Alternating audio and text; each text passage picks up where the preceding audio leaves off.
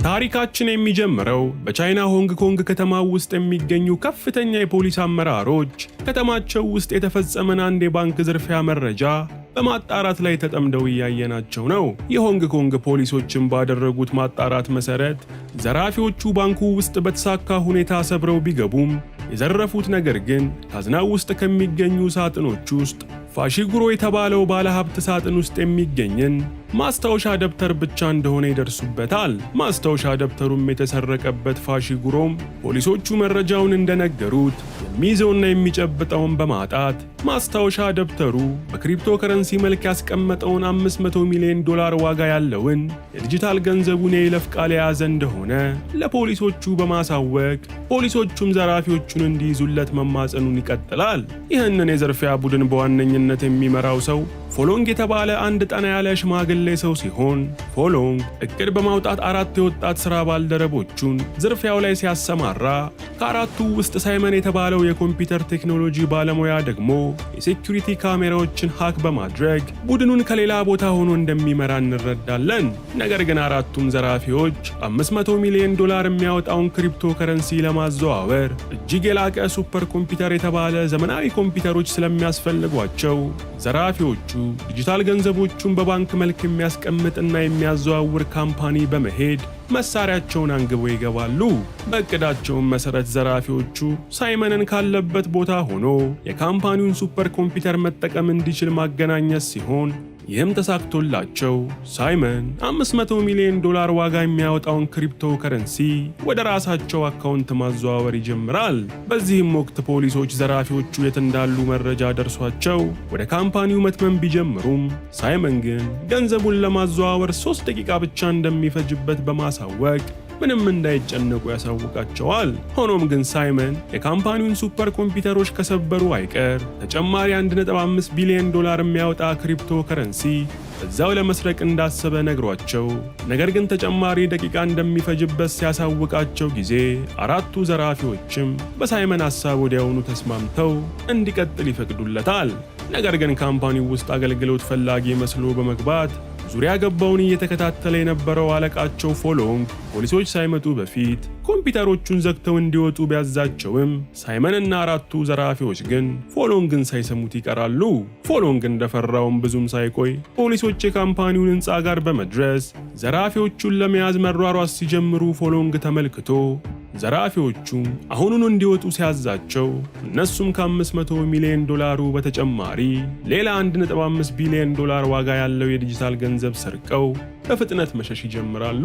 ሆኖም ግን በርካታ ፖሊሶች ከፊት ለፊታቸው ተደቅነው በማየታቸው ዘራፊዎቹ ሊይዛቸው የመጣን አንድ ፖሊስ በቁጥጥር ስር ውለው ሌሎቹ ፖሊሶች ከተጠጓቸው ፖሊሱን እንደሚገድሉት ካሳሰቡ በኋላ ሊፍት ውስጥ ገብተው የፎቁ የላይኛው ወለል ላይ መውጣት ይጀምራሉ። በዚህ መሃል ሊፍት ውስጥ የነበረው ፖሊስ ይዘውት ከነበሩት ልጆች ጋር መደባደብ ቢጀምርም ነገር ግን ፖሊሱ ብቻውን ስለነበር ዘራፊዎቹ ደብድቦት ወደ ፎቁ ጣሪያ መሮጥ ሲጀምሩ ፖሊሱም የሞቱን ከኋላ ደርሶ ሊይዛቸው መሮጡን ይቀጥላል። ዘራፊዎቹ ግን ቀድሞ ተዘጋጅተው ስለነበር ከፎቁ ጣሪያ ላይ በመዝለል ፓራሹታቸውን ዘርግተው ከአካባቢው ያመልጣሉ።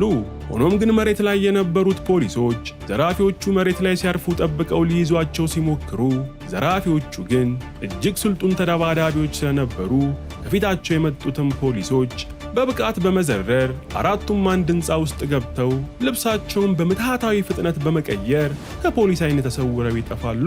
ይህን ተከትሎም $500 ሚሊዮን የሚያወጣ የዲጂታል ገንዘቡ የተሰረቀበት ፋሺጉሮ ጨርቁን ጥሎ ቢያብድም ፖሊሶቹ ግን ምንም መፍትሄ ስላላገኙ ስራቸው በሐዘኔታ መቁለጭለጭ ብቻ ይሆናል። የፋሺጉሮን መዘረፍን ተከትሎ የፖሊስ ኃላፊው የፖሊስ አባላቶቹን ሰብስቦ የዘመናዊ ስርቆቶች መምጣታቸውን ተከትሎ ነገሮች እነሱ ከሚቆጣጠሩት በላይ መሆኑን ለባልደረቦቹ በመግለጽ የዛሬዎቹም ዘራፊዎች እጅግ የሰለጠኑና ከፍተኛ ልምድ ያላቸው ስለሆኑ እነሱን ለመያዝ ከፍተኛ ልምድ ያለው መርማሪ ፖሊስ እንደሚያስፈልጋቸው ለአባላቶቹ ያሳውቃቸዋል። የፖሊስ ኃላፊውም ቀጥሎ እነዚህን ሌቦች ለመያዝ ብቃት ያለው ሰው አሁን ላይ በጡረታ ላይ የሚገኘው ጆንግ ስለሆነ እሱን ወደ ሥራ እንዲመልሱት ሐሳብ ያቀርብና ሁሉም በአንድ ድምጽ ይስማማሉ። እሺ ሰዎች፣ የምንሰራው ስራ የሚመቻችሁ ከሆነና በምላሹ ደግሞ እናንተኛም በትንሹ ማገዝ ከፈለጋችሁ ቻናላችንን ሰብስክራይብ፣ ይህን ቪዲዮ ደግሞ ላይክ ያድርጉት። ጆንግ በፖሊስነት ከ40 ዓመታት በላይ ያገለገለ እጅግ ስልጡንና እሳት የላሰ መርማሪ ፖሊስ የነበረ ሲሆን ነገር ግን አሁን ላይ የጡረታ ሕይወቱን ከመቼውም ጊዜ በበለጠ በማጣጣም ላይ ያለ የተረጋጋ ሰው እንደሆነ እንረዳለን። ይህን ተከትሎም ሻው የተባለች አንዲት ሴት ፖሊስ ጆንግ አሁን ላይ ምን እያደረገ እንደሆነ እንድትሰልለው ተልካ ሻውም ጆንግን አንድ ሙሉ ቀን ከቅርብ ርቀት ሆና ስትከታተለው ትውላለች። ሻው ጆንግ የገባበት ካፌ ገብታ ጆንግን ሳታስባንን ለመከታተል እየሞከረች ሳለ ጆንግ ወደ ሻው በመምጣት ሰው መከታተል ላይ ብዙም ጎበዝ እንዳልሆነች አሳውቋት ምን አባቷ ፈልጋ እንደሆነ ይጠይቃታል። በዚህም ወቅት ሻው ሁሉንም ነገር ዘርዝራ ስለነገረችው ጆንግን በቀጥታ ቀድሞ ይሰራበት ወደ ነበረው ፖሊስ ጣቢያ ይሄዳል። ጆንግን ፖሊስ ጣቢያ ገብቶ ዝርፊያው የተፈጸመበት ቦታ የነበሩ የካሜራ ምስሎችን እንዲያሳዩት ጠይቆ ፖሊሶችም ምስሉን እንዳሳዩት ጆንግ በሚያስደንቅ ሁኔታ ካሜራው ላይ የዘራፊዎቹን ምስል ብቻ በመመልከት የእያንዳንዱን ሌቦች የሥራ ተግባር ምን ሊሆን እንደሚችል መተንተን ይጀምራል። ከሁሉም በላይ የጆንግን ትኩረት የሳበው ዝርፊያውን አቀነባብሮታል የተባለው አንድ ጠና ያለ ሽማግሌ ፎቶ ሲሆን ሆኖም ግን ምስሉ ብዙም ያልጠራ በመሆኑ ሰውየው ነገሌ ነው ብሎ መገመት ከባድ እንደሆነ ለፖሊሶቹ ያሳውቃቸዋል። ነገር ግን በጆንግ ጥርጣሬ መሰረት ሰውየው ፎሎንግ የተባለ አደገኛ ዘራፊ ሰው ሊሆን እንደሚችልና ፎሎንግ ማለት ከዓመታት በፊት ለመንግስት ባለስልጣናት የግድያ ትዕዛዞችን የሚፈጽም በጩቤ ፍልሚያ ብቃቱ ደግሞ ምድራዊ ሰው የማይገዳደረው አደገኛ ሰው እንደነበር ያሳውቃቸዋል። እነ ፎሎንግ ደግሞ ከተሳካ ዝርፊያ በኋላ ወደ ቤታቸው ቢመለሱም የዝርፊያው መሪ የሆነው ፎሎንግ ግን ሳይመንን ገና እንዳየው በጥፊ በማጮል በሱ ስግብግብነት ምክንያት ሁሉንም ሰው አደጋ ላይ እንደጣለና በፖሊሶች ሊያስይዛቸው እንደነበር ገልጾ በጣም ይጮህበታል። ሳይመን ግን ተጨማሪ ገንዘብ እንዲያገኙ ረዳቸው እንጂ ምንም ጥፋት አላጠፋውም ብሎ ከፎሎንግ ጋር ታከራው ውስጥ በመግባቱ ፎሎንግ በጣም ተናዶ ይዞ በነበረው ጩቤ ሳይመን ላይ ጥቃት ሊያደርስበት መሞከር ይጀምራል። ይህን ጊዜም የሳይመን ታላቅ ወንድም የሆነውና ዝርፊያውን ከቤት ሆኖ ሲከታተል የነበረው ኮባ የተባለው አባላቸው በሁለቱ መካከል ጣልቃ በመግባት ፎሎንግን እንዲረጋጋ ሊያደርገው ቢሞክርም ፎሎንግ ግን ይህን እንደ ትልቅ ንቀት በመቁጠር ኮባንም ይደበድበው ይጀምራል። ነገሮችም ከቁጥጥር ውጭ እንደወጡ የገባቸው ሌሎቹ ዘራፊዎችም ፎሎንግን በስንት መከራ በመያዝ ከአካባቢው ዘወር ሲያደርጉት ሳይመንም ፎሎንግ እርጅና እየተጫጫነው ሲመጣ ፈሪ ሰው እየሆነ መምጣቱን ይረዳል።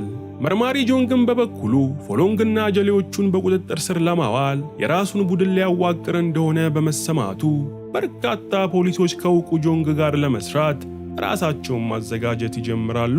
ከፖሊሶቹም መካከል ሻው የተባለችው ሴቷ ፖሊስ ስትገኝበት ሻው ወላጅ አባቷ ጎበዝ መርማሪ ፖሊስ የነበረ ሰው ሲሆን ነገር ግን ሻው ገና ልጅ እያለች አባቷ በሥራ ላይ ያለ በመገደሉ ምክንያት ሻው ስታድግ አባቷን ተክታ የፖሊስ አባል ለመሆን እንደወሰነች እንገነዘባለን። ሆኖም ግን ሻው ሴት በመሆኗና በሰውነቷ ትንሽነት ምክንያት ከፖሊስ ባልደረቦቿ ተደጋጋሚ ማላገጥና ሹፈት ቢደርስባትም ሻው ግን የጆንግ ቡድን ውስጥ ለመግባት ጠንክራ ራሷን ማለማመዷን ትቀጥላለች። ይህ በእንዲህ እንዳለም ፎሎንግ ከነሳይመን ጋር ከተጋጨ ከጥቂት ቀናት በኋላ ጺሙን እንደ ልጁ በሚያየው ኮባ አማካኝነት እየተላጨ ሳለ ፎሎንግ ኮባን ታናሽ ወንድም ሳይመንና 4 ጓደኞች እኔን ገሸሽ በማድረግ ከዚህ በኋላ የሚደረጉ ዝርፊያዎችን ብቻችሁን የምታደርጉ እየመሰለኝ ነው በማለት ቢነግረውም ኮባ ግን ፎሎንግን መቼም ቢሆን እንደማይከዳው ቃል ይገባለታል። ታሪካችንም የተወሰኑ ዓመታትን ወደ ኋላ ይወስደንና ፎሎንግ ኮባና ታናሽ ወንድሙ ሳይመንን እንዲሁም 4ቱን አብረውት የሚዘርፉትን ልጆች ከጎዳና ላይ አንስቶ በማሳደግ ሰው ያደረጋቸው እሱ እንደሆነና የእጅ በእጅ ፍልሚያም እንዲያውቁ ያደረጋቸው ፎሎንግ እንደሆነ እንረዳለን። ሆኖም ግን ከሁሉም ልጆች የበለጠ ፎሎንግ ኮባን እንደ ልጁ የሚወደው ሲሆን ኮባም በበኩሉ ፎሎንግን ለማንም ከሚሰጠው ክብር በላይ እየሰጠ ልጅነቱና ወጣትነቱን ከሱ ጋር እንዳሳለፈ እንረዳለን። ፖሊስ ጣቢያው ውስጥም ደግሞ ጆንግ ፎሎንግና ሌሎቹ ዘራፊዎችን በቁጥጥር ስር እንዲያውል የሚረዱትን የራሱን ቡድን እንዳዋቀረ ሻውም ተሳክቶላት የቡድኑ አካል ሆና ትመረጣለች። ነገር ግን ሁሉም የቡድኑ አባላት የራሳቸው ሥራ ተሰጥቷቸው ወደ ሥራ ቢገቡም ሻው ግን ቀኑን ሙሉ ከጆንግ ጋር በመኪና እየዞሩ የቡድን አባላቶቻቸውን መረጃ መሰብሰብና ለጆንግ ምግብና ውሃ እየገዙ መምጣት ዋነኛ ሥራዋ ሆኖ ቁጭ ይላል። ሻውም ጆንግ ለሷ ትክክለኛ የፖሊስ ሥራ ያልሰጣት ብቃት የላትም ብሎ አስቦ እንደሚሆን ገምታ በውስጧ ቂም ይዛ እንዳለ አንድ ቀን ሻው ምግብ ይዛ ወደ ጆንግ እየሄደች ሳለ መንገድ ላይ ጥቂት ዱርዬዎች አንድን ሰው ሲቀጠቅጡ አይታ ሻው ጉዳዩን ሪፖርት ሳታደርግ ዱርዬዎቹን ራሷ ተጋፍጣ ከነሱ ጋር መደባደብ ትጀምራለች። ነገር ግን ዱርዬዎቹ በቁጥር አይለውባት ሻውን ጠፍንገው ይዘው ሊቀጠቅጧት ሲሉ ጆንግ ደርሶ ሁሉንም በሚደንቅ ፍጥነት በመደብደብ አፈር ከድሜ ያበላቸዋል። ጆንግም ሻውን አስጥሏት ሲያበቃ በሌላ ሥራ ላይ ያለች ወንጀል ሲፈጸም ካየች ፈጥና ለሌሎች ፖሊሶች ሪፖርት ማድረግ እንጂ ራሷ ወንጀሉን ለማስቆም መሞከር እንደሌለባት በንዴት ያሳውቃታል። ጆንግም ሻውን የበለጠ ሊያስተምራት ስለፈለገ ወላጅ አባቷ ከመሞቱ በፊት ከሱ ጋር አብረው የተመደቡ የሥራ ባልደረቦች እንደነበሩ ገልጾ ስለ አባቷ አሟሟት ይተርክላት ይጀምራል። ከዕለታት አንድ ቀን ጆንግና የሻው አባት አንድን ወንጀለኛ በድብቅ እየተከታተሉ በነበረበት ወቅት ጆንግ አንድ ወሮበላ አንዲት ሕፃን ልጅን አግቶ ሊያመልጥ ሲል እንዳየውና ጆንግ አጋቹን እዛው እንደተጋፈጠው፣ ሆኖም ግን ጆንግ አጋቹን ለመያዝ ሲል ፖሊስ መሆኑን ለመግለጽ ስለተገደደ የሻው አባትም ጆንግን ፖሊስነቱን አጋልጦ ጆንግን ሊረዳው በመሞከር ላይ ሳለ እነ ጆንግ እንዲከታተሉት የታዘዙት ወንጀለኛ የነ ጆንግን ፖሊስ መሆን አውቆ የሻው አባትን ተኩሶ እንደገደለው ያሳውቃታል። ሻውም አባቷ እንዴት እንደሞተ ዝርዝር ሐሳቡን ለመጀመሪያ ጊዜ በመስማቷ ልቧ ክፉኛ ይሰበራል። ጆንግም ከዛ ጊዜ በኋላ የፈለገ ነገር ቢመጣ በስለላ ሥራ ላይ እስከሆነ ድረስ ራሱን እንደማያጋልጥ ለሻው ይነግራታል። ይህንንም እየተነጋገሩ በአንድ የገበያ ማዕከል ስፍራ ሲያልፉ ፍጹም ባልጠበቁት ሁኔታ ፎሎንግን የመሰለ ሰው ዕቃ እየተገበያየ በማየታቸው ጆንግ በርካታ የስለላ የፖሊስ አባላቶቹን ወደ ስፍራው እንዲሰማሩ ያደርጋል። ጆንግም በተጨማሪ ሻውን ፎሎንግን በመቅረብ አይኑን ሳታየው እየፈለጉት ያለው ሰው ፎሎንግ ነው ወይ አይደለም የሚለውን ነገር በደንብ አጣርታ እንድትነግረው ይልካታል። ሻውን በበኩሏ ገበያ የምትገበያ ይመስላ ወደ ፎሎንግ አቅጣጫ ብታመራም ነገር ግን አይኑን ካየችው ፎሎንግ ሊጠራጠር እንደሚችል በማሰብ ፎሎንግን ባጠገቧ ሲያልፍ ሻው መሬት ላይ ዕቃ የምትፈልግ በመምሰል ወለሉ ላይ በነበረ የውሃ ነጸብራቅ ሰውየው ፎሎንግ መሆኑን ታረጋግጣለች። ፎሎንግም የሚፈልገውን ዕቃ ሸማምቶ እንደጨረሰ ከገበያ ብዙም ሳይርቅ ወደሚገኘው የመኖሪያ አፓርትመንቱ ማምራት ቢጀምርም ነገር ግን አፓርታማው በሺዎች የሚቆጠሩ ነዋሪዎችን የያዘ ስለነበር ፎሎንግ የትኛው ቤት እንደሚኖር ለማረጋገጥ ሻው ፎሎንግን ከኋላው ትከተለውና አብራው ሊፍት ውስጥ ትገባለች። ሆኖም ግን ፎሎንግ ሻውን ቅድም ገበያ ማዕከል ውስጥ አይቷት ስለነበር እየተከታተለችው እንደሆነ በመጠርጠር ሊፍት ውስጥ በጩቤ አንጀቷን ዘክዝኮ ሊገርላት እየተዘጋጀ ባለበት ቅጽበት ጆንግ ወደ ሊፍቱ በመምጣት የሻው አባት እንደሆነና እዛው ሕንፃ ላይ የሚኖሩ ሰዎች እንደሆኑ አስመስሎ መተወን ይጀምራል። ጭቀሽቃዥ የሆነች ልጅ ነች። ስማ ፎሎንግም እነ ሻው እዚህ ሕንፃ ላይ ነዋሪ እንደሆኑ በማሰብ አውጥቶት የነበረውን ጩቤ መልሶ ሲከተው ሻውና ጆንግም እንደ አባትና ልጅ ሆነው በመተወን ከሊፍት ይወጡና ጆንግ የሰው በር የመክፈት ጥበቡን ተጠቅሞ የአንድ ሰው ቤትን በቀላሉ ከፍቶ ከሻው ጋር ወደ ውስጥ ይገባል።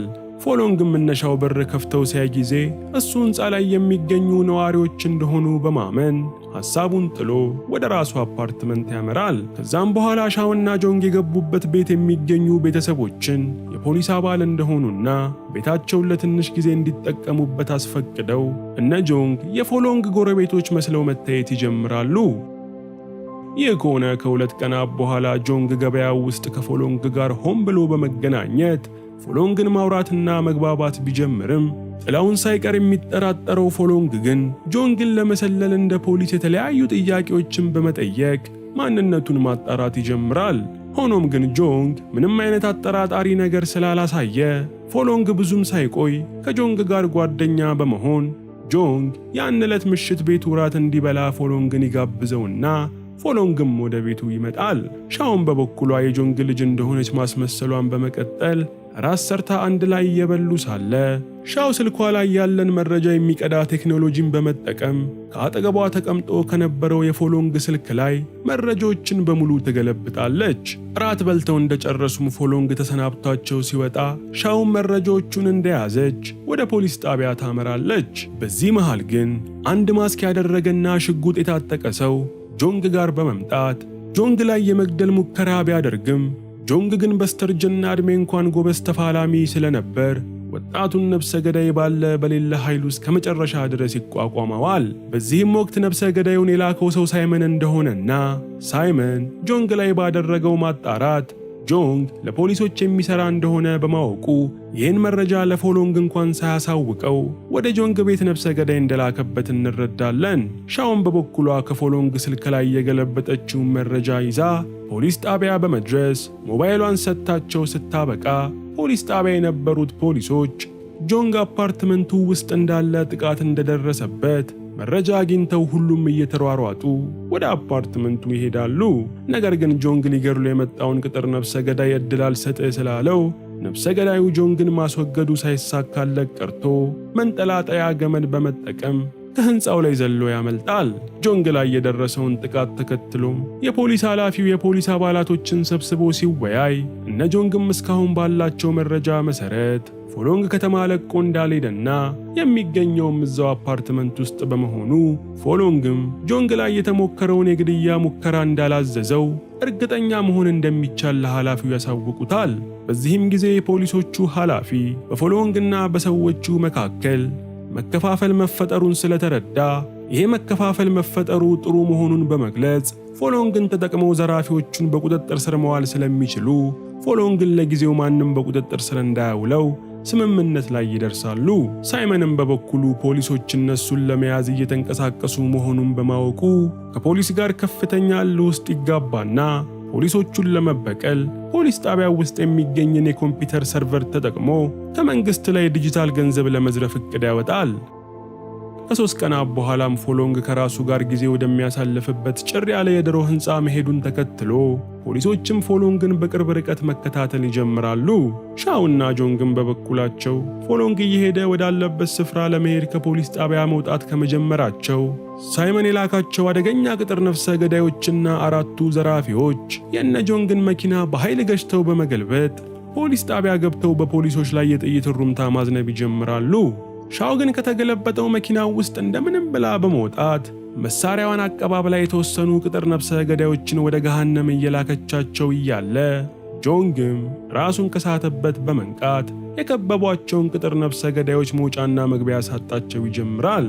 ፎሎንግም በበኩሉ ብቻውን ወደሚያሳርፍበት ጭር ያለ ህንፃ እንደደረሰ ሳይመን ፎሎንግን በፖሊስ ቁጥጥር ስር ከዋለ እነሱንም አጋልጦ እንደሚሰጣቸው በመፍራት ሳይመን ፎሎንግን እስከ መጨረሻው ለማስወገድ በማሰብ በርካታ ቅጥር ነፍሰ ገዳዮችን ወደ ፎሎንግ ጋር ይልካቸዋል። ፈርቶ ነበር እኮ ሰውየው መጀመሪያም። ፎሎንግም ሊገድሉት የመጡትን ሰዎች ሲያይ ጊዜ እንደ ልጆቹ አድርጎ ባሳደጋቸው ወጣቶች መከዳቱ ገብቶት ልቡ ክፉኛ ይሰበራል።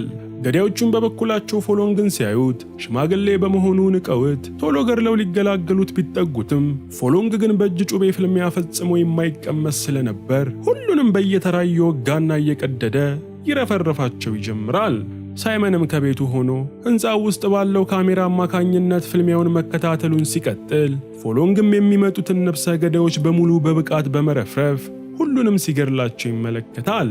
የተላኩት ቅጥር ነፍሰ ገዳዮች እንዳለቁ ግን ፎሎንግ ከሁሉ አብልጦ የሚወደው ኮባ ሊፋለመው እየጠበቀው እንደሆነ ተመልክቶ ፎሎንግ ከቅድሙ የበለጠ በማዘን ድምፁን ከፍ አድርጎ ይጮሃል።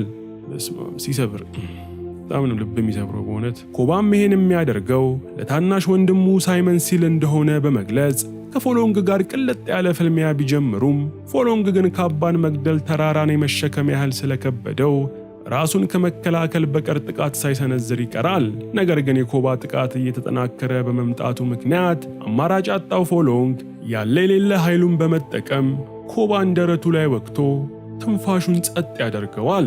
በዛው ቅጽበትም ፎሎንግን ሲከታተሉ የነበሩት ፖሊሶች ደርሰው ሕንፃውን ሲከቡት ሳይመንም ታላቅ ወንድሙ ኮባ በፎሎንግ ሲገደል በማየቱ ፎሎንግ ያለበት ቤት ውስጥ ቀደም ብሎ አጥምዶት የነበረውን ፈንጂ የኮምፒውተሩን ቁልፍ በመጫን እንዲፈነዳ ያደርገውና ሕንፃው ብትንትኑ ይወጣል። ሆኖም ግን ፎሎንግ የኮባን አስክሬን እንደ ጋሻ ላዩ ላይ በማድረግ ከፍንዳታው መትረፍ ቢችልም ዙሪያውን ከበውት የነበሩት ፖሊሶች ፈጥነው መጥተው ፎሎንግን በቁጥጥር ስር ያውሉታል። ፖሊስ ጣቢያው ውስጥ ደግሞ ሳይመን ከላካቸው ቅጥር ነፍሰ ገዳዮች ሁሉ አብሮ አደጎቹ የሆኑት 4ቱ ዘራፊዎች ብቻ ተርፈው በመኪና ቢያመልጡም ነገር ግን በሕይወታቸው ለመጀመሪያ ጊዜ ያሰቡትን ዝርፊያ ማሳካት ባለመቻላቸው ከመጠን በላይ ይደበራሉ። ሊዘርፉ ነው እንደ የገቡት? ኦኬ አዎ መረጃ ሊዘርፉ ነው ለካ። ረስቼው እኮ ነው። ከፖሊስ ኮምፒውተር ላይ የሀገሪቷን መረጃ ሊዘርፉ ነው። በዛው ቅጽበትም እነ ጆንግ አራቱ ዘራፊዎች እየተንቀሳቀሱ ያለበትን መኪና አድራሻ ስላገኙ ፈጥነው ወደ መኪናው አድራሻ ሲያመሩ ዘራፊዎቹን በፖሊስ መከበባቸው ገብቷቸው ከመኪናቸው በመውረድ ፖሊሶቹን ሊጋፈጡ አድብተው መጠበቅ ይጀምራሉ። በሌላም በኩል ፎሎንግ በቁጥጥር ስር ውሎ በመኪና ወደ ፖሊስ ጣቢያ እየተወሰደ ሳለ ድንገት ያልታሰበ ጥቃት በፖሊሶቹ ላይ ከፍቶ ሁሉንም ደብድቦ በመዘረር ፎሎንግ ከፖሊስ እጅ ያመልጣል። እነ ጆንግም ዘራፊዎቹ ያሉበት ቦታ እንደደረሱ አንደኛው ዘራፊ ከጆንግ ጋር እጅ በእጅ ገጥሞ መከሻከሽ ሲጀምር፣ ሆኖም ግን እነ ጆንግ የተሻለ ብቃትና የሰው ቁጥር ስለነበራቸው አራቱን ዘራፊዎች በቁጥጥራቸው ስር ያውሏቸዋል። የአብሮ አደጎቹን በቁጥጥር ስር መዋል ተከትሎም ያን ምሽት ሳይመን ይህም ዕጣ ለሱ ሳይገጥመው በፊት ከሆንግ ኮንግ ለመውጣት ባቡር ሊሳፈር ወደ ባቡር ጣቢያ እያመራ ሳለ ሳይመንን ሲከታተለው የነበረ የፖሊስ አባል አይቶት ሳይመንን ከኋላ ይከተለው ይጀምራል።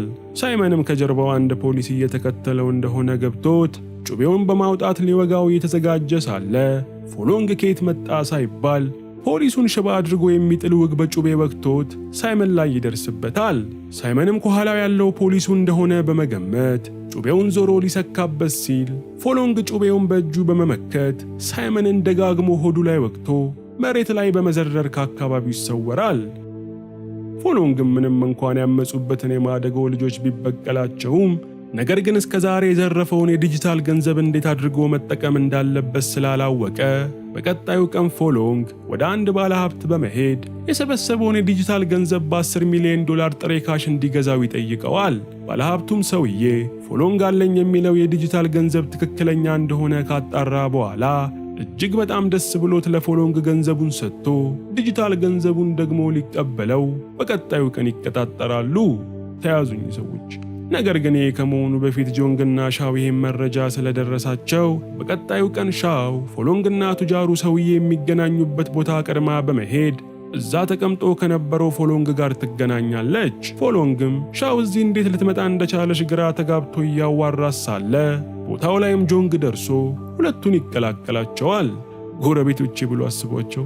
ይህን ጊዜም ፎሎንግ ጆንግና ሻው የፖሊስ አባላት እንደሆኑ እርግጠኛ በመሆን ጩቤውን መጅርጦ ጆንግን ሊወጋው ሲል ጆንግም እንደምንም ብሎ የፎሎንግን ጥቃት በመመከት በሁለቱ መካከል ቀውጥ የሆነ ፍልሚያ ይጀምራል። ምንም እንኳን ጆንግ የተጨበጨበለት ተፋላሚ ቢሆንም ከፎሎንግ ጋር ግን የሚወዳደር ብቃት ስላልነበረው ፍልሚያውን ሊሸነፍ ከጫፍ ሲደርስ ሻውም ፍልሚያውን ትቀላቀልና ፎሎንግን ለሁለት ያራውጡት ይጀምራሉ።